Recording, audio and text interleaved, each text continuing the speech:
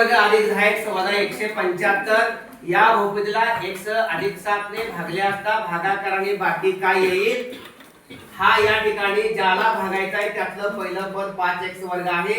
भाज्यामधलं हा भाजक आहे, ज्याला भागफलीला भाजक म्हणायचं.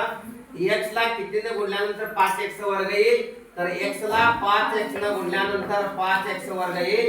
त्याच्याबरोबर 5x आणि अधिक 7 ला गुणायचं, 7×5=35x.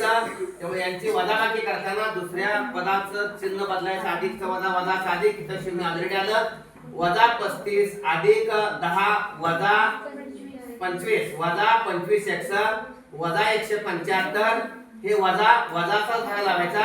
25x येण्यासाठी या x ला किती गुणलं पाहिजे? 25 न गुणलं पाहिजे. त्यामुळे हे येणार आहे वजा 25x वजा 175.